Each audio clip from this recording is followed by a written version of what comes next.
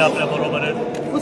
त्यांनी पण आणि त्यांच्या पक्षाने काँग्रेसने पण खूप चांगला निर्णय घेतला. खरं तर ही निवडणूक महत्वाची काय, कारण ही निवडणूक आपण सर्व दादांच्या साठी करत आहोत.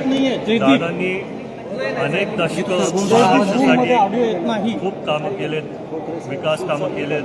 आदरणीय दादांनी सगळ्याच पक्षांना एकत्रित घेऊन कामं केलेत. एका काळात काँग्रेस आणि राष्ट्रवादी पण एकत्र होते, तेव्हा पण दादा म्हणजे आपली सरकार होती.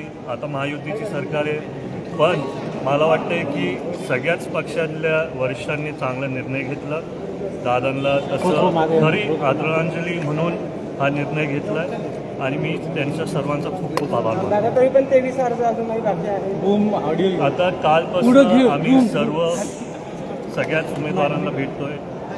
जितके आपण फॉर्म्स माघारी घेऊ शकतो तेवढा प्रयत्न चालला आहे.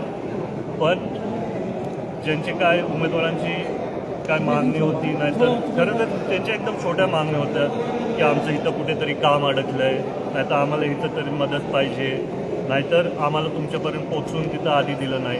तर असे त्यांचे काय कारणे होते. बारामतीच्या उमेदवारांनी बऱ्याचशा उमेदवारांनी अर्ज मागे घेतले, परंतु आपण बघतो की यामध्ये आता इतर जिल्ह्यातील उमेदवारांचे अर्ज आहेत. त्याच्यामध्ये उदाहरण द्यायचं झालं तर सातारा जिल्हा असेल, सोलापूर जिल्हा असेल, बीड जिल्ह्यातील अशा उमेदवारांनी उमेदवारी अर्ज या निवडणुकीमध्ये ठेवलेले. अशा उमेदवारांना आपण काय सांगाल?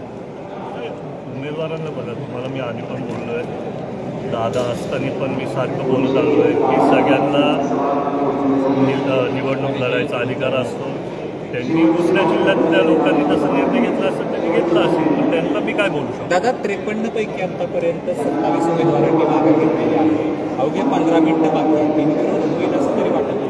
प्रयत्न तर चालू आहे अक्षर सर्वांचाच. झालं तर चांगलंच होईल, नाही झालं तरी ठीक आहे. कशा पद्धतीने इलेक्शन लढणार आहोत? तर पहिलं बघू आपले पुढचे उमेदवार कोण आहेत. आकाश मोरेजी आपल्याबरोबर आहेत, एक मोठा पक्ष म्हणून त्यांनी तिथं उमेदवारी दाखल केलेली, पण त्यांनी तो माघारला आहे. तर आता कुठेतरी आम्हाला पण मनाला बरं वाटतं की सगळेच पक्ष एकत्रित येऊन दादांसाठी ही निवडणूक लढतील आणि भविष्यात त्यांच्या पण पक्षाचे काय कुठले प्रॉब्लेम वगैरे असतील, अडचणी असतील, त्याच्यात आम्ही त्यांना नक्कीच साथ देऊ. काँग्रेसचे आभार मानताय? काँग्रेसचे मी मनापासून खूप खूप आभार मानतो. आता यापुढे तालुक्यात समन्वयानं काम करणार आहात काँग्रेसला?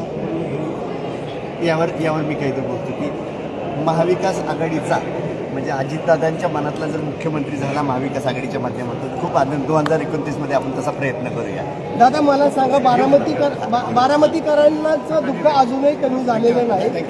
जर निवडणूक झालीच तर बारामतीकर किती मताधिक्यांनी वैली साहेबांना विजय केले? मला वाटतं 1 लाखच्या वरती झाली.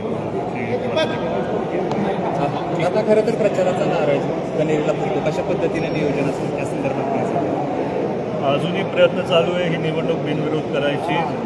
जर नाही झाली तर आपण त्याच्याबद्दल मी तुम्हाला भविष्यात सांगेल. पण मला वाटते जर तशी वेळ आलीच तर दादांच्यासाठी आमच्या मनात आहे की कनेरीला जाऊन पाया पडायचे आणि तिथं आपली पहिली सभा व्हायची.